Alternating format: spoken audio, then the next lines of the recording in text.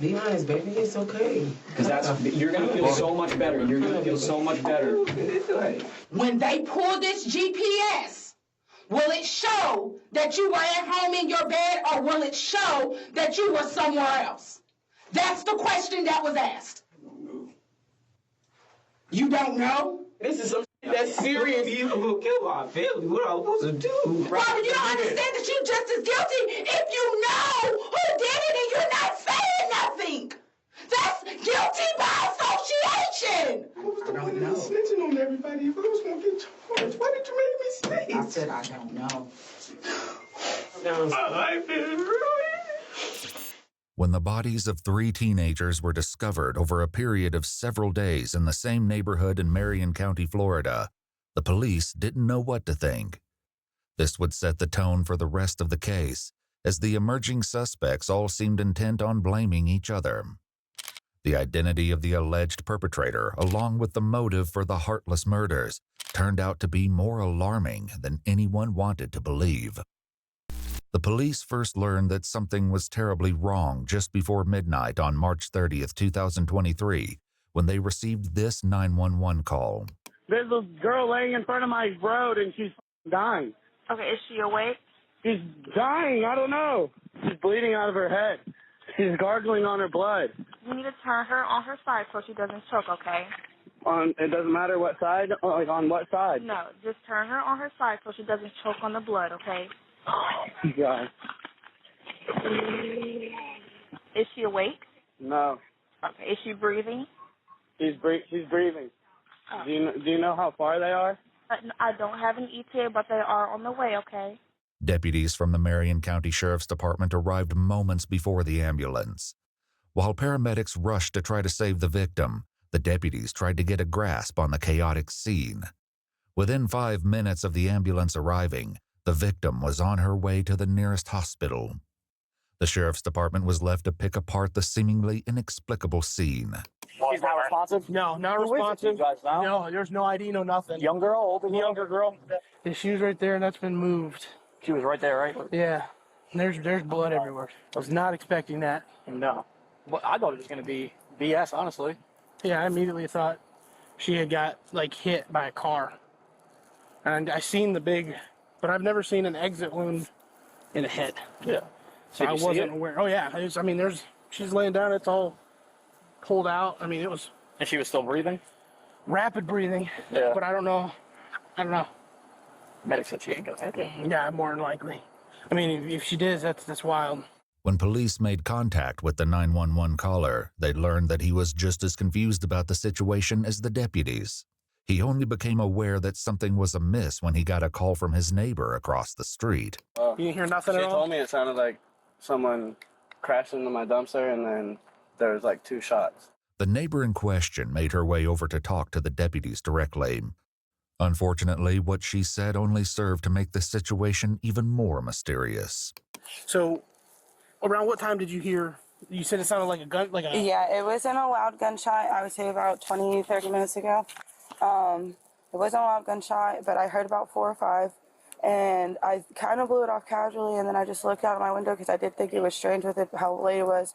And I saw the car run into the dumpster. Mm-hmm. And once I seen the car run into the dumpster, I stepped out my door, and I seen a man run out of the car down the road towards my yard, and I yelled at him, "What the fuck were you doing?"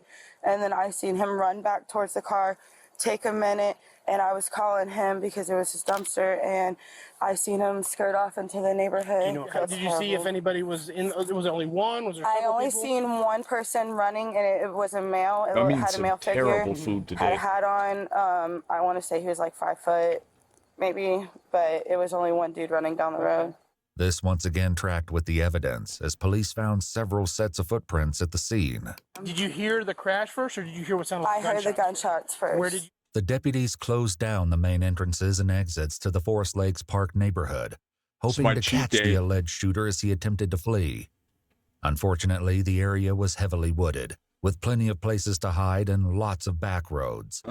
This made for a difficult search for police, and an easy getaway for the alleged perpetrator. Meanwhile, the hospital where the victim was being treated was able to provide some help in that regard.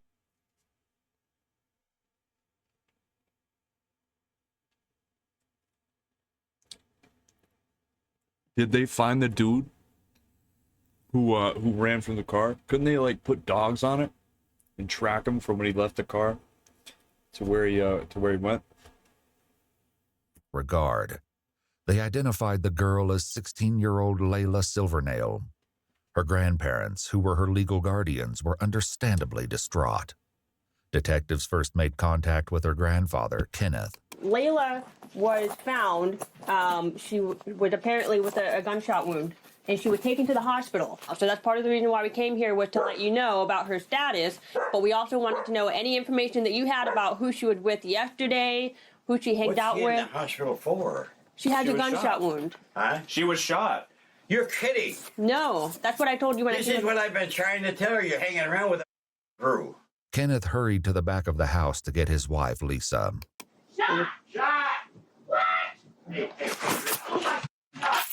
Layla's grandmother only seemed to become more distressed when the detectives tried to ask her questions.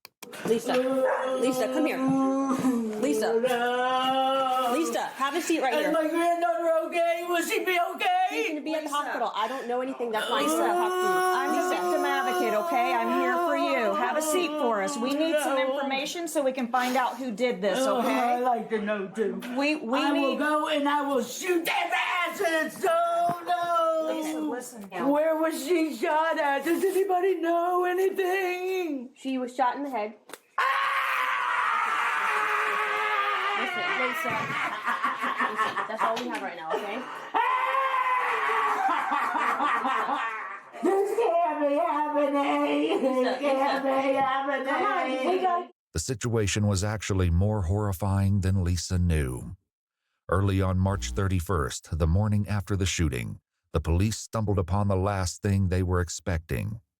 Just blocks away from the crime scene where Layla was found, police discovered a second victim, also suffering from a gunshot wound. There was little doubt that the two cases were connected, which made the search for the shooter all the more urgent. Back with Layla's grandparents, the detectives desperately tried to find out who might have been with Layla that night. Since they'd already found two victims, they had to wonder if more of her friends were hurt, or in danger too. Lisa, look at me. Who was she with yesterday? She came here with and I'm gonna tell you everything because I don't like the people she hangs around with anyway. Okay, that's what we need. That's what we need. Lisa said Layla was almost always with her boyfriend, 17-year-old Michael Hodo. She also directed the police to Layla's best friend, who might have more information about her activities the day before the shooting. Another name came up too, and it was one police were already familiar with. And then that runaway girl, Camille. Okay. She was with her too yesterday. Camille Quarles, 16, had been reported as a runaway by her aunt and legal guardians several weeks prior. It was an open secret that she'd been staying with Layla at her grandparents' house, but no one had successfully brought her home yet. When police made contact with Camille's aunt, Amy, she was not shy about expressing her frustration with the investigation. I did call it in this morning to ask somebody to go through there, and nobody has called me back. I've called 5 or 6 times a day since she's been gone. Even worse, Amy's son was hearing all kinds of gossip about the case at school. People were saying Camille had also been shot. The names of the victims and the location of the crime was seemingly common knowledge. Disturbingly, police had not yet confirmed if Camille was involved. Also, they'd not yet released the names of the victims or the location, which meant whoever was spreading this information had to be involved. And there was another body discovered this morning in that neighborhood. Okay. I want to know if it's my child. Okay, the second person is not Camille. I can't identify who that person is, but it's not her.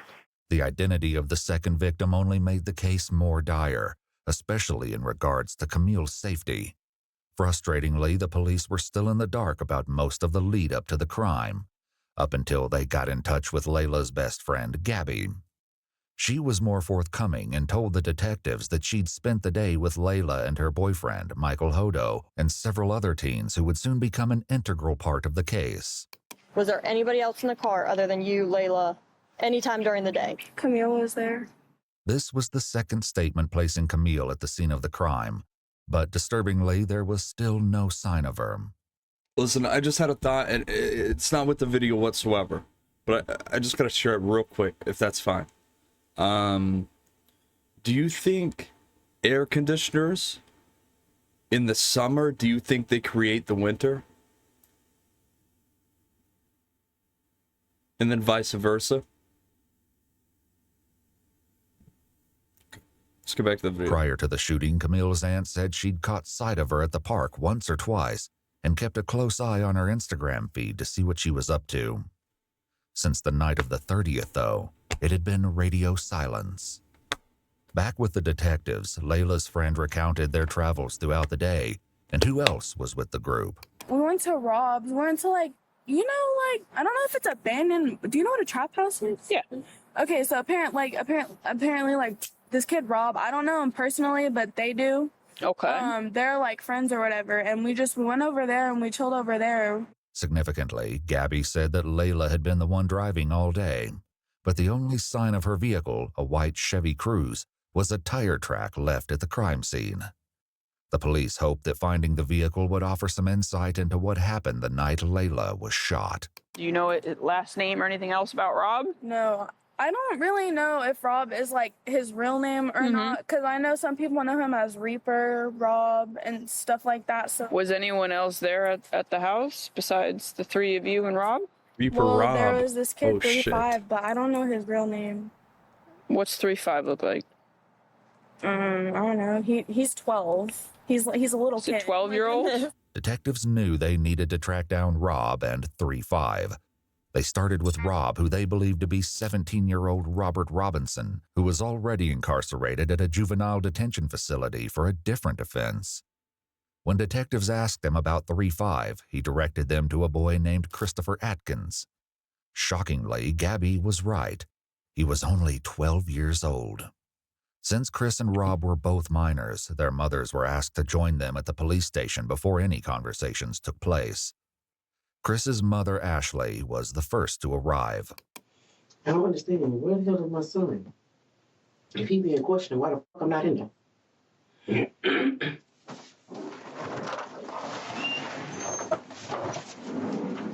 Which stick is it on? Where's my son? He's in the other room right here. They're talking to him? Not yet. No, they're all getting their stuff together. It seemed she wasn't convinced they weren't already questioning him, because Ashley did her best to hear what was going on in the other room.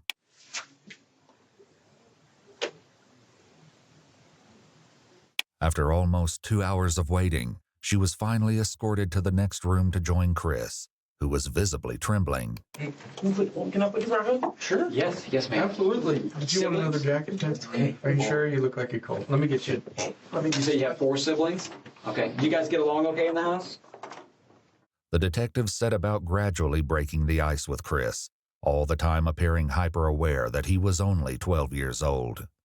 After taking all necessary precautions, like making both Chris and his mother aware of their rights, and establishing on record that Chris knew the difference between right and wrong, they finally got to the issue at hand. So, Chris, what I'd like to start with talking to you about is, and like I said, I just want you to be honest with us. I'd like you to talk to me about last Thursday night. First, we made something to eat. Then we watched TV. And I went to sleep for a little bit. And I heard something outside. I opened the door. There was nothing outside now. I think I went to sleep. So I think what you just told me was what you probably had rehearsed in your mind several times to tell a police officer if you ever had to talk about that Thursday night. Because sitting here and talking to you with your mom here crying and knowing that you have these siblings, you're probably in sort of an embarrassing and shameful position. If you are sorry for what happened, repent for it and start from the very beginning and go to the very end without me having to pull it from you. Because somebody that I have to pull each individual action from, that tells me that they don't really want to say what they did wrong, that they don't feel bad for it. Reaper down there has been super honest. He, it took him a minute to get comfortable with me, and he's told me everything down to details that only he would know. And that's involved in it. That nobody else would know. Some of the details, he points finger at you. 17-year-old Rob, also known by the concerning Is moniker that true, though, or Reaper, are they just saying was that also to try to get more evidence from this guy? being questioned. Just like Chris, Rob and his mom Erica were both advised of their Miranda rights before the interrogation commenced. I'm trying to bring the best way to say this to you guys. We're investigating several different incidents that occurred over the last couple of weeks. Okay. One being a theft of side-by-side. One being the theft of, a burglary. We're investigating a robbery, and we're investigating a murder. Okay? Murder. Mm-hmm. So, The first ones you named is believable. The last one you named is not. You don't have the heart to keep it. That's for a fact. Okay. What'd you do on Thursday all day? He done it. I mean, I was home all day. Like, I was home all Thursday. Okay. Who were you with? Did anybody come over? Did we hang out with anybody? At Did like you 1 go o'clock. anywhere with anybody? I ain't go nowhere. Came over at like 1 o'clock. What'd you guys do then? We just chilling. Literally, like, we just chilling. Okay. Was anybody with at the time? How did he get to your house? Things like that? Supposed to drove to my house. It was him, Landon, Layla, and there was another girl with them. I don't know her name. Sosa was a nickname that Layla's boyfriend, 17-year-old Michael, used. Michael's father had last seen him about 6:30 last night, around the same time Gabby said she parted ways with the group. Landon was another local boy who police determined didn't know anything that would aid the investigation. As for the unnamed girl, the police likely wondered if she could be the missing Camille and why she hadn't been seen or heard from since. Did you go anywhere after 6:30, Rob? Whoa, why do y'all keep asking that? I just We want keep asking because we've been working on our investigations What for do several y'all days. think happened, bro? I'm telling you, You understand? in the house You understand? that Rob. night. Like, I only seen Sosa one time that day. Rob, we know you were out of the house after 6:30. Okay? We know you were with around 7 o'clock p.m. Thanks to CCTV footage, police believed that Rob, along with others in the friend group, had been involved in the theft of a vehicle and an armed robbery that night. In the same As night? serious as these crimes were, they paled in comparison to what police believed happened later. Warning, the store is closing. Got you. In the same night? They didn't take like a 10-hour break or something? Nothing? Chris, his mother, tried to Like, make hey, him maybe we'll understand the do severity this of the tomorrow? situation. Well, No? if you ain't Now's the time. now's the whole story. now's the You know time you to left get out of the house Thursday when I told you not to. And you finna speak. You better talk right now. They doing it right Reaper's already now. told us what the plan was that night. So there's, I mean, we know what the original plan was. We're asking you now to be honest and to come forth and tell us what happened and why it happened. He knocked on the window. When you say he, I never want to guess. Who's he? Reaper, a.k.a. Rob, took a lot of convincing before he opened up. Rob, right now you're protecting KTM and your buddies. You need to think about protecting I'm yourself. protecting. The disturbing meaning behind KTM will be revealed in due time. For now, the fact that the police knew about the mysterious phrase was enough to get Rob talking, albeit reluctantly. Was that the else? When you saw, when you were with, who was with y'all? It was me. 3-5. Mm-hmm.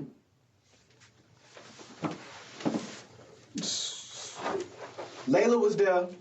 And that was it. The police knew by now that there were more people at the house than just Chris, Rob, Michael, and Layla.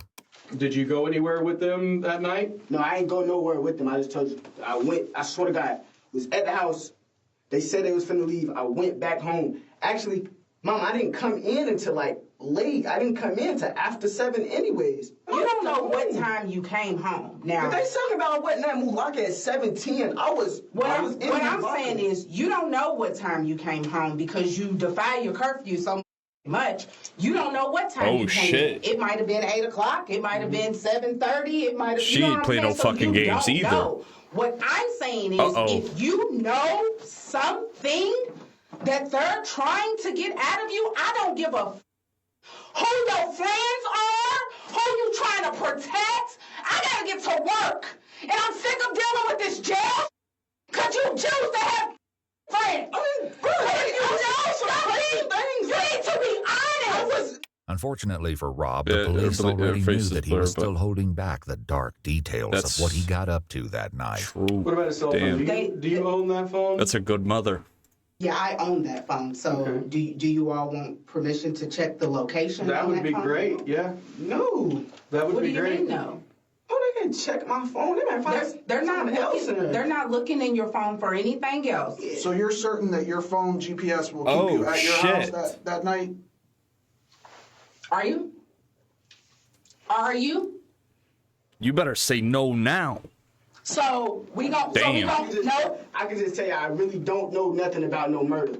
That is the truth. I don't know nothing about no murder, and I was not there with no murder. That's not what they asked, though. That's not what they asked. What they asked was, when they pull this GPS, will it show that you were at home in your bed, or will it show that you were somewhere else? That's the question that was asked. You don't know?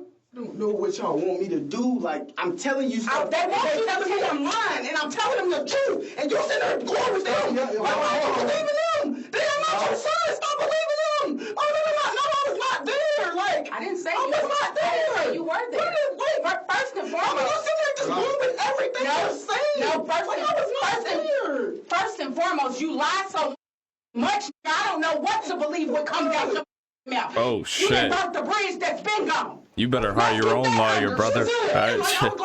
You're fucked. Yeah, shut up. You're so quick to want to protect people, and let me finish. Protecting. You're so quick to want to protect people, don't want to snitch, want to be cool this and cool that, and not be known as a is in the paperwork and all of this, that you're willing to sit here and go down for murder that I know you didn't do. I know for a fact that you didn't do it. But you're going to be guilty by association because you don't want to tell who the did it. That's the problem. I did not kill nobody. I did not kill nobody. Did somebody you know do it? Like, what the No, I don't know nothing about no murder. I don't know nothing about no murder. And if you lying, you standing on this island by yourself. Because if you got something to tell these people, because they have a way to tell if you're lying. The best way to tell if Rob was lying was Chris, who was still in the room next door. He was sharing a bit more than Rob, and some key differences in their statements stood out already. What do you think he's going to tell us, Robert? He's not going to, with me, I swear to God, he's not going to, I didn't do anything. I promise you I didn't do anything. Who did?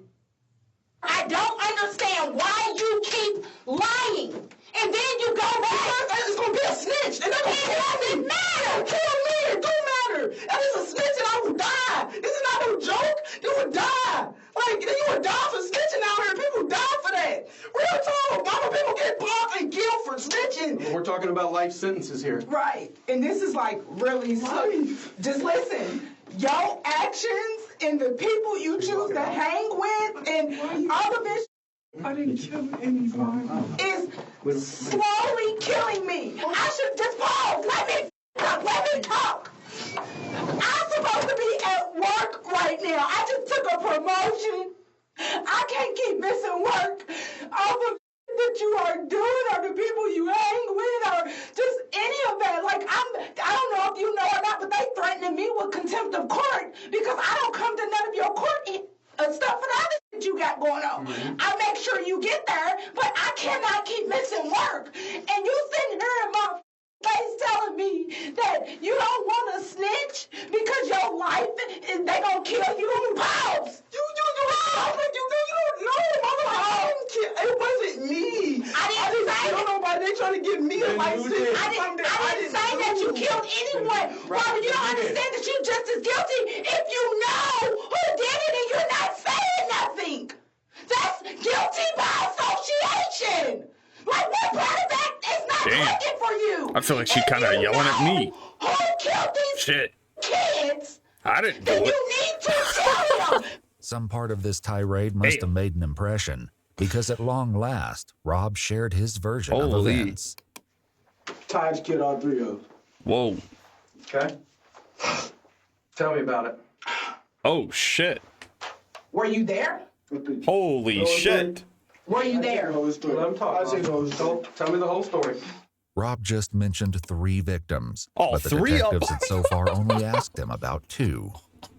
Not only did this grab their attention, but they likely suspected that the Taj that Rob mentioned was 16-year-old Taj Bruton, with whom they were already acquainted due to previous cases. Unfortunately, this didn't mean they knew where to find him. YN. Several weeks earlier, Taj cut off his ankle monitor and went on the run.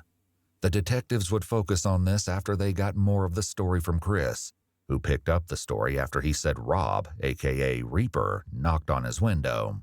Okay, Reaper knocks on the window. He knocks on the window. He said, come on, we finna go see some girls or something. Then we went out.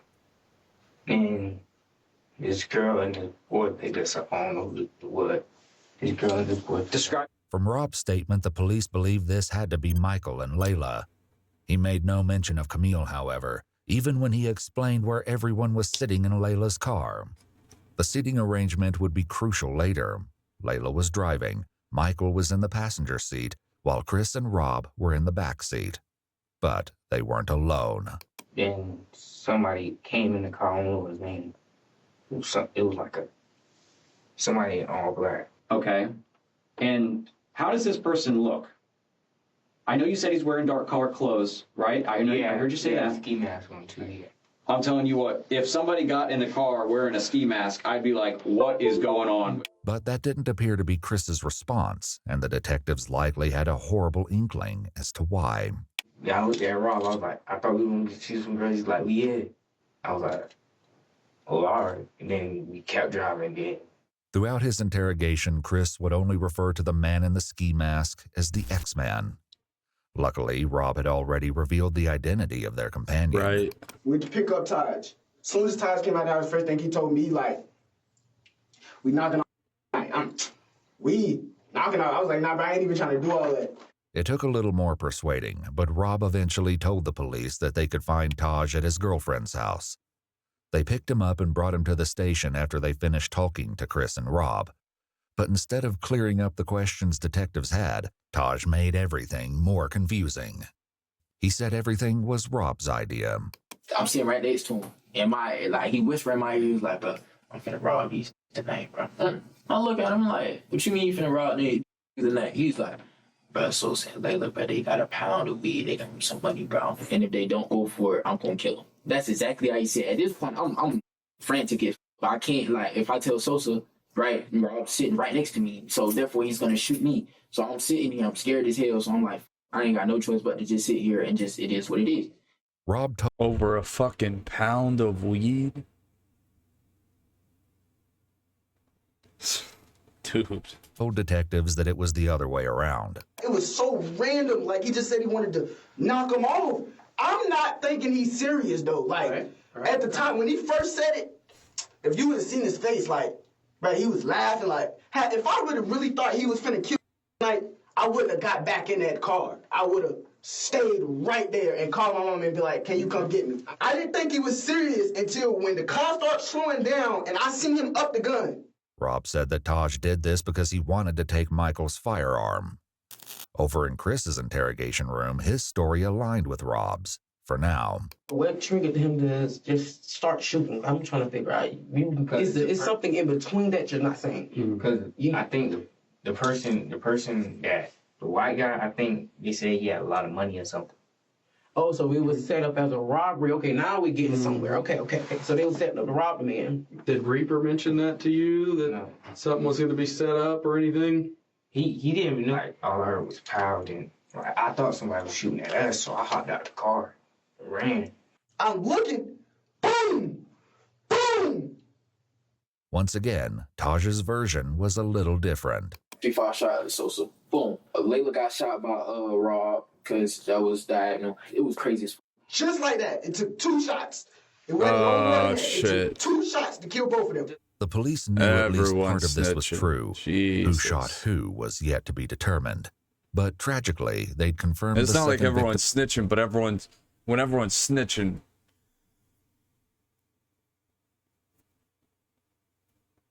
a lot of times when people snitch, if they had some kind of involvement in it or whatever, they're going to say like, oh, someone else did this, someone else did that, right? And then if you had another person who's snitching and they saying the exact opposite, well, then now that's a fucking problem. Like, victim is Layla's boyfriend, Michael Hodo. He was in the grass by the side of the road, just blocks away from Layla. He was deceased when police found him. Michael's father had a heartbreaking reaction when he found out that his son would not be coming home. My son's dead, isn't he? I'm sorry to be the one to tell you. No! No! Oh my God! No! oh, damn. Can they come back out here and help? We have to talk. We have to find this out. Who's to find this? This is to go find out who did this to Sam. I'll find him when I kill him and kill him. Oh my God.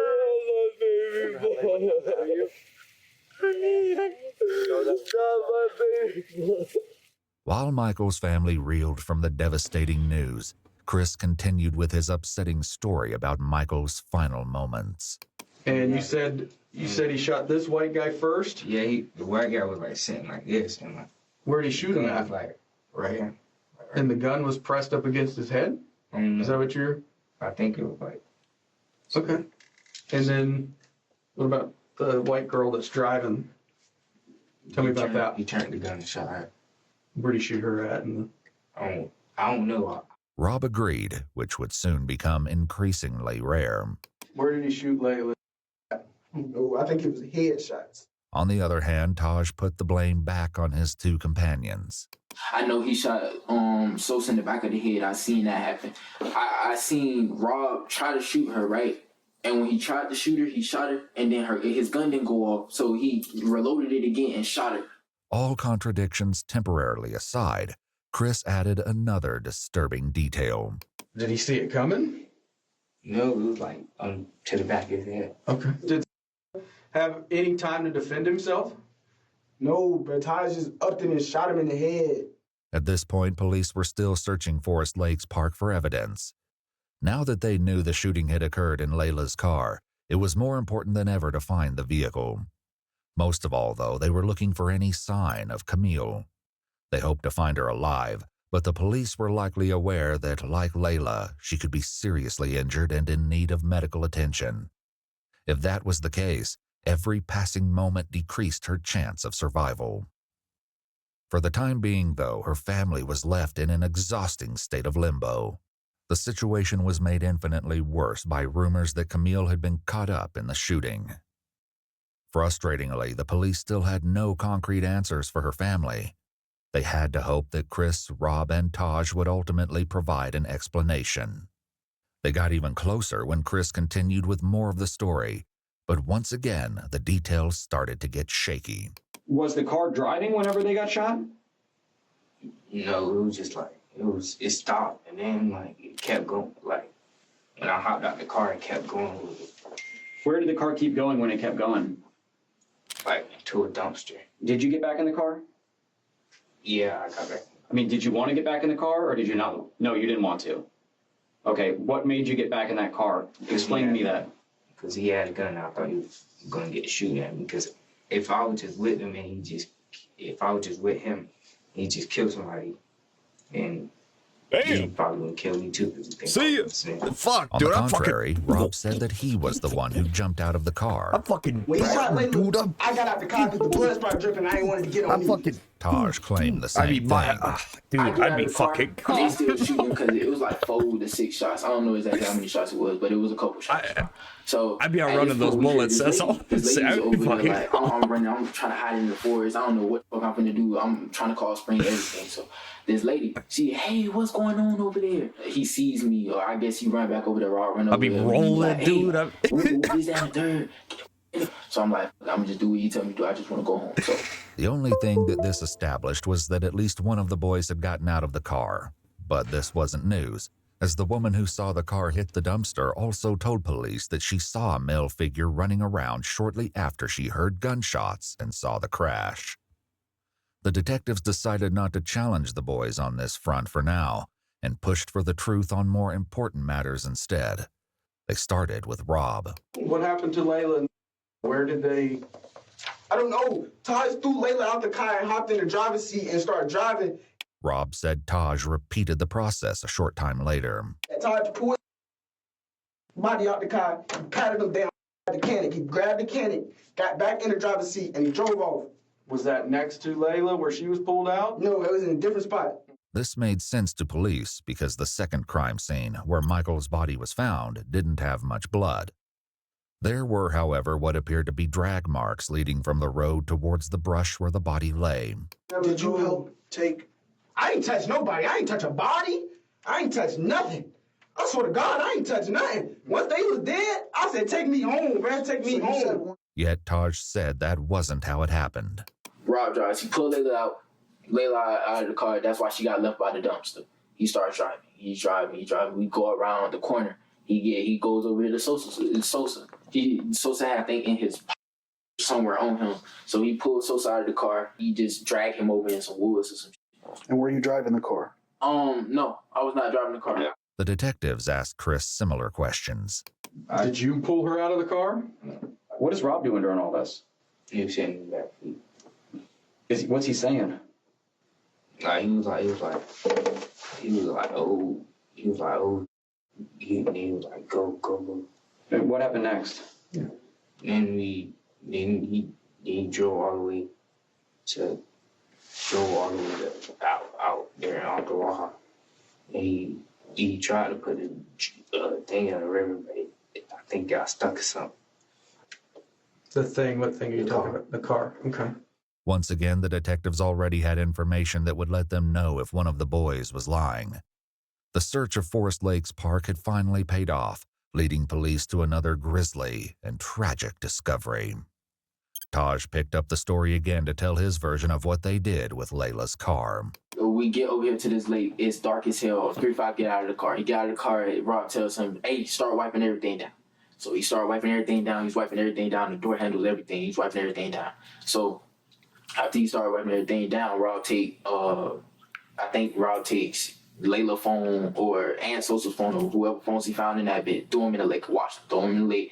The lake in question turned out to be 5.5 miles or 8.8 kilometers outside Forest Lakes Park, but police had no question that this was the scene they were looking for. When they dredged the lake, they recovered the 2 phones from the water, which were determined to be Michael and Layla's. But this wasn't the only evidence they found. Taj attempted to explain what was found as he continued his story, starring Rob as the mastermind of the crime. He tell 3-5, get in the car, drive the car into the lake, for whatever reason. When the detectives asked Chris, though, he said he was nowhere near the car at that point. Were you in the car when it was going in the river? Or? Yeah, I was out the car. I was trying to run back to my house. Mm-hmm. You were out of the car. What was Rob doing? I don't know. I left. I was running back to my house. What did he say he did with the car after that then? I didn't ask all of that. I didn't ask that. What about the guns that were used?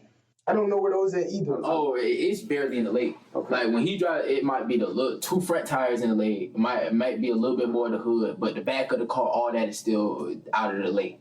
That was exactly how the police discovered the car. What they found inside was more gruesome than they had ever anticipated. Back with Chris, he continued his tale. Describe to me the clothes that you were wearing that night when all these bad things happened. What happened to them? They wanted us to burn them. Who wanted you to burn them? Reed. Did you have blood or something on them? No, Are you sure? I don't think so. Like Detective Pender said, we processed that car front to back, top to bottom, bottom to top 3 times. 3 days worth of actual forensic work, several forensic people. I don't think you could have sat anywhere in that car and not got blood on you.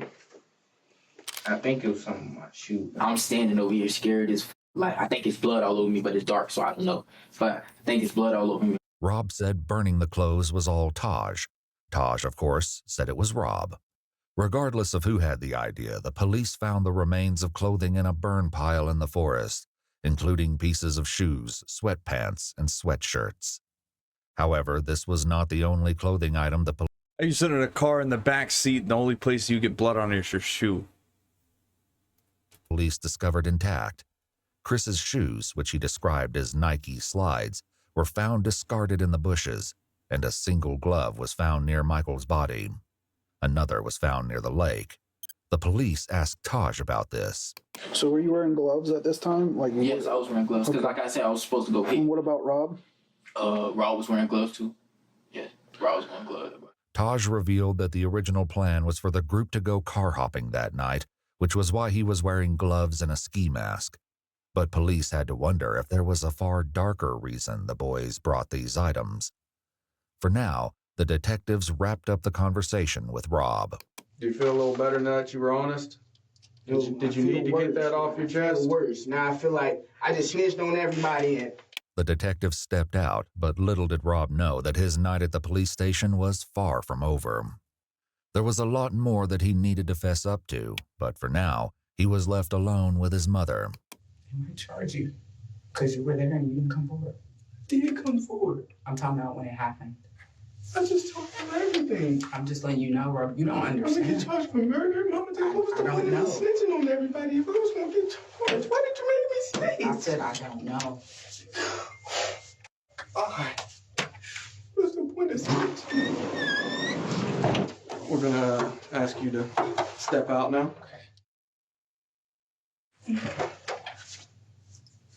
Hey, Mama. Wait, hey, is my mama still here? Yeah, she's still here. Wait, Mama. Talk to me. She's talking with someone. Can you see if they do charge me? Can you see if she can give me a lawyer? I didn't kill anybody. Hey, relax. Can you ask her, please? Rob waited, asking the detective stationed at the door several times to bring his mother back, but she had left to go back to work. Before she did, she informed police that she did not want Rob answering any more questions without a lawyer present. Rob was not on board with this plan. Is my mama still up there? Hold on. How can I get charged for murder? Listen. Can you explain it to me? Hold on. We got it. We're taking your DNA, okay? While the police took Rob's DNA, fingerprints, and photos, he continued to ask. He's crying now, though. He's crying after he got charged with them how it was possible that he would be charged with murder.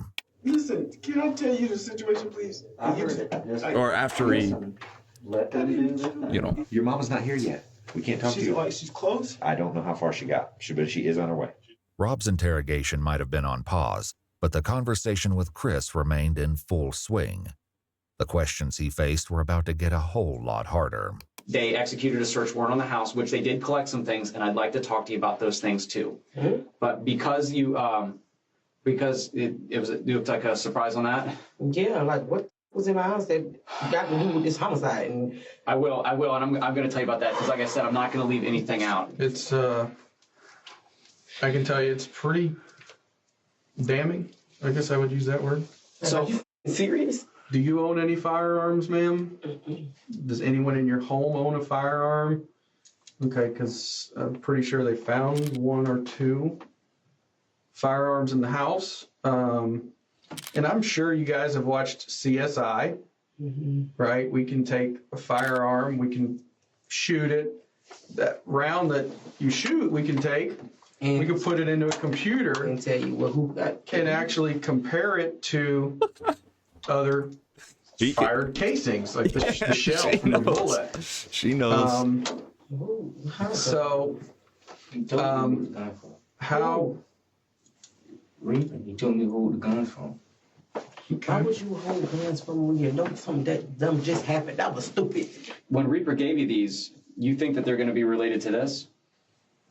I think so. Describe to me why you think that. Because he said, put these up, make sure your mama don't find them. Okay. And the gun that you saw X-Man use, was it either one of those two guns? I think it's the black one. Meanwhile, Rob continued to wait. Didn't kill. Didn't kill anybody. Why the fuck be charged with murder? I do not want to be charged with murder, bro. Eventually, the detectives did come back to speak with him, since he was insistent on saying more, even though his mother did not return to the station. All right, so, you know, I explained to you what your mom said on the phone, right? She didn't want us to ask you any more questions about a lawyer presence. You reapproached me a couple times, and you said that you wanted to discuss some stuff further, right? I just want to make sure that we're clear that you don't have to answer our question. You don't have to talk to us at this point, but you've stated to me that it's my case. I want to talk to you. Yes. Because Rob's mom was no longer present, they read him his Miranda rights again. Right off the bat, he admitted to additional involvement. Taj told me to help him pull the body out of the trunk and throw it in the lake. He grabs it. He's trying to pull a leg. And he was like, "Bro, it's heavy. I need help." So I grabbed one leg. I tried to help. I was like, "Bro, it's too heavy. I don't want to do this." Put the thing down. Left the girl in the trunk because I told him I didn't want to help him. Like, Rob went on to tell a long, rambling tale about selling his gun the day before the crimes took place. The detectives hear him out before dropping a bombshell. So that's an issue because we have that gun now. No, that's not. It was at 3-5's house. You said you sold it. I did. That's not my gun. That one's not mine. That's not the my same gun. In addition to this, the police strongly suspected Rob had stolen the firearm. You might tell the truth that you didn't pull a trigger, but you knew this was going to happen. You knew it was going to happen. I did not know this. The detectives had a similar exchange with Taj. We've sent some of the casings off to be examined already. It's not back, I'll tell you that. Otherwise, we would probably be having this conversation. That those casings aren't going to come back, like he said, to a third gun.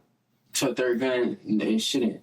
Multiple casings were found at all three crime scenes, but especially near the car at the lake. Even if the boys weren't budging on the issue of who shot who, lab tests would reveal the truth in due time. In the meantime, the detectives brought up something two of the boys in particular were probably dreading. Let's talk about the trunk. Trunk of that car. You open the trunk, sir? There's another part that we haven't talked about. Trunk? Mm-hmm. It was a girl in the trunk. And he told me to open the trunk. And he shot her. Where did he tell you to open the trunk from? Are you serious right now? He told me to open the trunk from the inside, like the inside. Okay. And whenever you pulled that open, tell me about what you saw in there. All I seen was My blood tips, God. and he said move, and he shot. What the fuck? Get these You saw motherfuckers off the his street, luggage? man. Lock these motherfuckers up. Girl. Lock And them up. what part of her body could you see? Could you see her feet? Lock 'em. Her hair, Lock 'em up. her hand? Describe me what. I seen hair.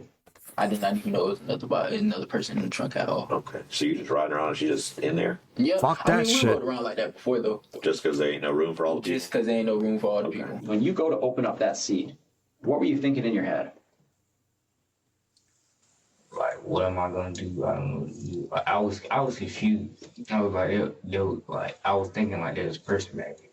Did this person say something? Describe to me what you heard whenever you opened that seat up. What noises? All I heard was somebody tell me to watch out, and then I heard gunshot, 2 gunshots. Tragically, the third victim was determined to be none other than Camille. Her body was discovered 2 days after Layla was found on April 1st. Like Chris said, she'd been shot twice. The location of her wounds indicated that her death had been no accident. It was highly unlikely that Camille had been shot once in the back and once in the head by chance.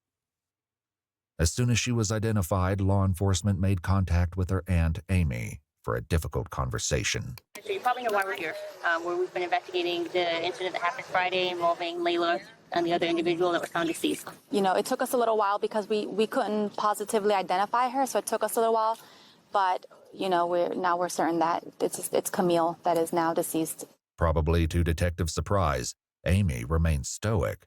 As it turned out, she already knew Camille was deceased. The grandpa of Layla actually came to my house when I found your card, telling me that Camille was deceased, and how are you doing is what he told me. They were talking about Camille it at the hospital that Camille was deceased already.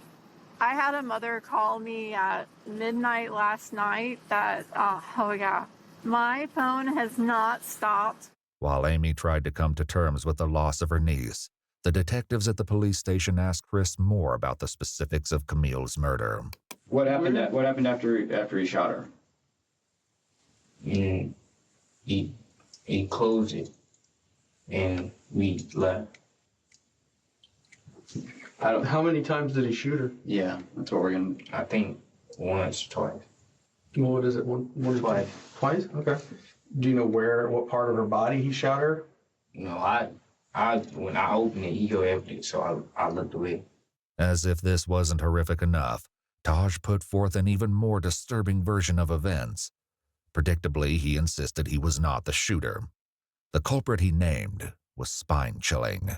Who folds the seat down? 3-5, because he was on the side, so he hops out of the car, right? He can get out of the car, flip the seat down, boom, hit her once. So he shot her once. Where did he shoot her? Oh, I don't know. I couldn't see exactly where he shot her at all. And then she's not dead yet, so Rob sees that and he shoots her to make sure she's dead. So Layla got one headshot and then Camille got two because she wasn't dead yet. For once, Rob agreed with Taj, at least partially. Before his mom left the police station, he told this to the police. It was 3-5 that did that. 3-5 dropped the seat and shot the girl, and he shot her in the head. And then Taj was like, shoot the bitch in the back, shoot the bitch in the back. 3-5 dropped the back seat and he shot the girl. She was still alive. He's like, finish her. So he shot her again. 3-5, police knew, was Chris's street name. Still, something wasn't quite right. After getting this far, the police were not willing to accept anything short of the full truth. Now, Reaper, Rob, there's a lot of similarities that are overlapping here, but there's definitely a discrepancy that Rob told us about what happened to the person in the trunk. So they're trying to make him the shooter, right? Yeah, that's what y'all leaving out. I mean, be honest. Be honest. We being all being honest here. Just be honest. Is he the shooter? That's what they're saying. That's all you gotta do. That's all you gotta do is just say that. I mean, stop going around it. I can tell you that he is not. You, Chris, are not being blamed for those people in the front seat. In the back seat is what the trunk is the one that we have some issues with the trunk. I'm gonna keep it real about. Tell us. Be honest, baby. It's okay. Because you're gonna feel so much better. You're gonna feel so much better. You're gonna feel so much better once you talk about what he's. Tell me. Say it. Just say it. He said, if I ain't do it, you gonna kill everybody I know. So tell us what you did. He said you gonna kill everybody I know. Yeah. Who made you do it? Who is it? Rob. Rob made you do it? Yeah. He said he gonna kill everybody you know. Well, who is this X-Man? I don't know who that is. Now, did you... Just calm down. Yet again, Rob said something different. Before his mom left the station, he had shared this information. Taj made him kill the person, or he was gonna kill 3-5. Mm-hmm. Is that what he said? He told him? He told 3-5, if you don't kill this girl, I'm gonna shoot you in your head. Let's go on here. He said that he would kill everybody you know, and he did fire a gun. Tell me about what you did. I think I shot the girl. I don't know where it was, but and then he came up and shot her too. Okay. Who did? Rob. Okay. So when you shot her, what gun did you use when you shot her? The ex-dude gave me the Scott. If Chris used Taj's firearm, that would explain why they only found 2 weapons during the search warrant. This brought up another question, though, which the detectives had addressed with Rob and his mom. So that's my concern here is that you said that Taj was pretty much orchestrated this and was concerned that 3-5 would snitch on him. So he made 3-5 do that. But you saying that he was completely fine with you not taking any part of that? Yes, with me, he just told me, if you snitch, I'm gonna kill you. With his mom there, Rob insisted that he was innocent. Now that she was gone, though, the police hoped he might be more forthcoming. I honestly don't think you're a cold-blooded killer. I know Taj, I've dealt with him, and I've dealt with you. And there's a reason I wanted to talk to you. Because I don't think you're that dude. I don't think you're a cold-blooded killer. Taj, I don't know anything about 3-5. I've never met him. Saying the same thing to Taj right But now. I'm telling you that when the evidence says that you were there and that you shot someone, there is no explaining that. Evidence is gonna Rob, tell you that I'm there, but all I can tell you is that I didn't shoot nobody. Did you shoot Layla? No. Because I got information that somebody that was in their car had a thing for Layla, and he couldn't do it. So somebody else did it. No. Okay? No, that's not true. Your brother's talking. Is there any reason why he would be telling people that you shot one of those people if you didn't do it? Police likely used this as a tactic to get Rob to talk and hopefully reveal the truth. Perhaps this was how Amy knew Camille was deceased before the detectives contacted her. In Chris's interrogation room, his mother struggled to come to terms with what he'd done. You shot somebody that's dead, boy. What the No, this is a homicide. This is 3 people dead. This is some shit that's serious. You gonna kill my family. What am I supposed to do? That's why. I understand. That's what we were trying to tell you from the beginning, Chris, take a deep breath. Just calm Take a deep down. breath. Now listen to me. When you say that someone threatens your family and threatens you, I need to put it in the report. Take a deep breath. Please tell me, what am I supposed to do? Chris's mom didn't have an answer to that. She asked one of the detectives if she could step out for a moment to compose herself. Oh, he know I live, and he knows my whole family. He was gonna kill my whole family. Are you talking about Reaper, or are you talking about Stavo? Reaper. He was gonna kill my. Let's talk about X-Man real quick. I think you know who X is, and I think you're scared of him. Rightfully so. They both said it was gonna kill my family. Okay. They both said that? Did they ever point a gun at you or anything like that? Yeah. Who pointed a gun at you? The X-Man. He was like, don't tell nobody. Don't tell nobody. I'm gonna kill you down. Kill your mom. Rob also told the detectives that he and Chris were in serious danger at the time of the crime. Let me tell you something about Taj. What the Taj fuck? If you do something and you decide not to do it with him, then I probably would have died with them. So were you Yo. Lock that motherfucker up. Lock Taj needs to be locked up for fucking eternity, bruh. This man is a fucking... Yo. This man is a fucking...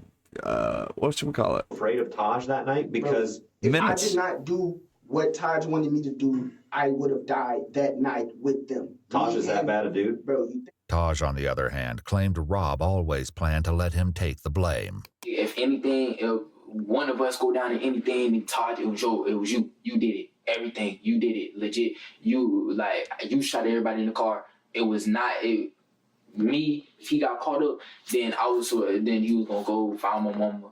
The whole night I did not have a gun.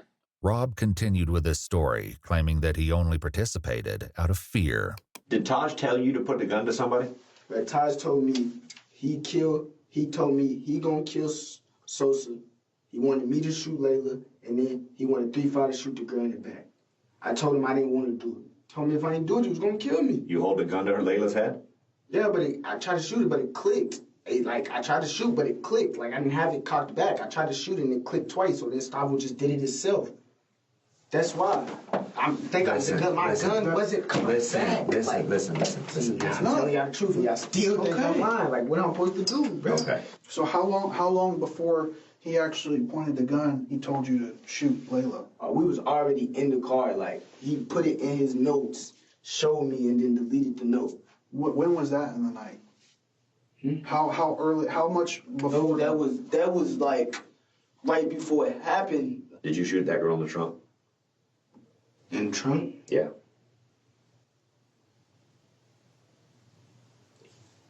Like I said, I wasn't there.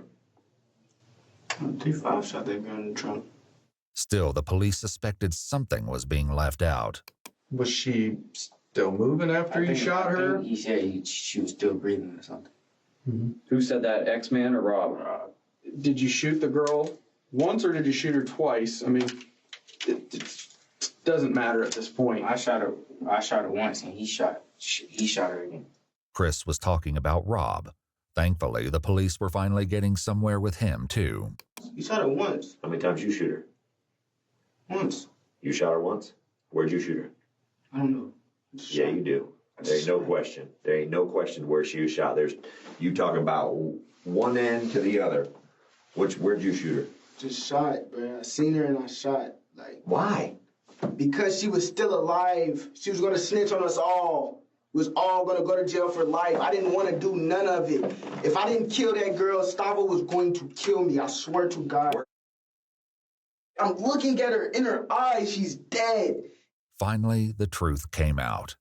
Ballistics reports comparing shell cases found at the scene to the firearms found in Chris's house indicated a match. Whether or not there was a third shooter remained to be seen. Are you sorry for what happened? I did not want it to happen. I never wanted that to happen. Like, I never wanted to kill anybody. I never wanted to shoot anybody. I never want any of that to happen. I just wanted to get a little bit of money. The detectives made one last effort with Taj. People already ended up there because of you guys' craziness. No, not my craziness. It's not my craziness. Were you going to rob them and it was like either you had to do what you had to do or a finger slipped and it scared everybody in the car and then it's too late at that point. Yeah, I feel you, but that makes more sense than the story that they're telling that you planned to kill these people.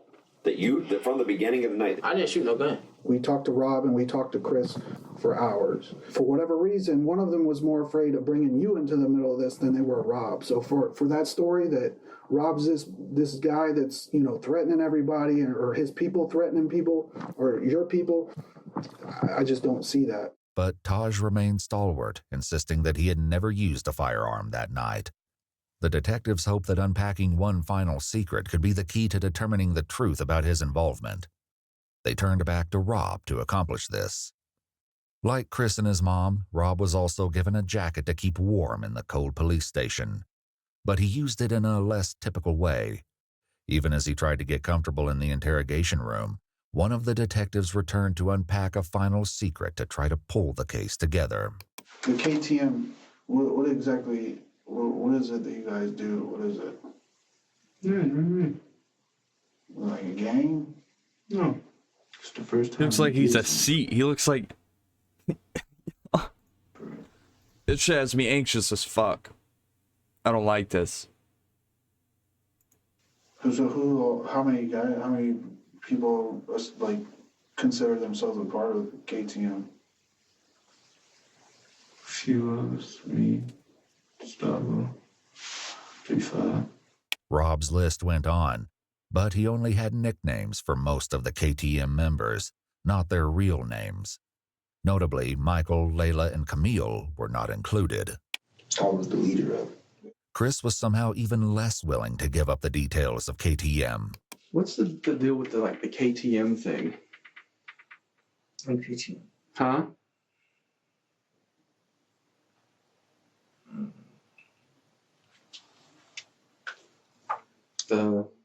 I know Reaper has the tattoo. What does it mean?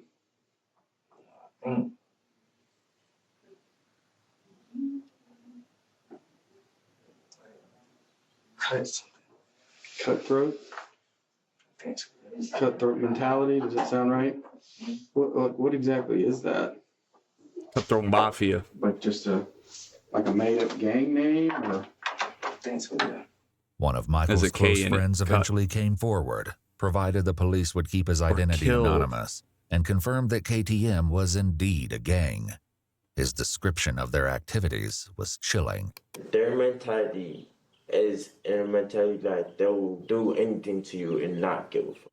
Just to get the money? Yes, just to get the money. Just to get what they want, basically. With that, the detectives had all the information they needed to move forward with the case. It had taken 8 hours each to get the truth from Rob and Chris. The detective stepped out, leaving Ashley and Chris alone for a few moments. We'll do whatever to go to jail as fast as possible. It's not. That's what, because that's what you're doing if you You just better pray and hope that trying to rob people and kill people. That's crazy. That's wild. Ashley also had some devastating news to deliver that was sure to upset him further. I'm gonna go to jail. That's when I leave him. I'll talk. That's because I gotta work. So I'm gonna go. This guy's 12 years old doing that shit too. That's fucking crazy, man. It's 12? Ashley had a warrant out for her arrest, and in order to be with her son while he was What the interrogated, fuck? turned herself in to police. She was charged with possession of cocaine and methamphetamine and taken to county jail. Chris, Rob, and Taj were all taken to juvenile detention, and on May 15, 2023, a grand jury indicted all 3 boys. Preparations began to take the case to trial, where they will be tried as adults. Taj and Rob are both facing 3 counts of murder in the first degree because, tragically, Layla did not survive her injuries. She passed away just days after Camille's body was discovered. Taj also has been charged with robbery with a firearm, tampering with evidence, tampering with an electronic monitoring device, carjacking while armed, aggravated assault with a deadly weapon, and grand theft auto. Rob had a similarly long list of charges in addition to 3 counts of murder, including armed burglary, grand theft of a firearm, petty theft, robbery with a firearm, and tampering with evidence. Chris, meanwhile, was only charged with 1 count of murder for Camille, whom he admitted to shooting while she was in the trunk. The other charges against him were dropped, including grand theft of a firearm and burglary. However, he's now facing an additional charge of battery after getting into a fight while incarcerated. Currently, all 3 boys have entered pleas of not guilty, but the trial is ongoing. What the court finds and how justice will be served for Layla, Michael, and Camille remains to be seen. Well, don't hang out with the YNs. Stay away from them. You know, if you think, if someone has the name Cutthroat Mafia or whatever, if someone's pretending they're in a gang, don't be around them. That's the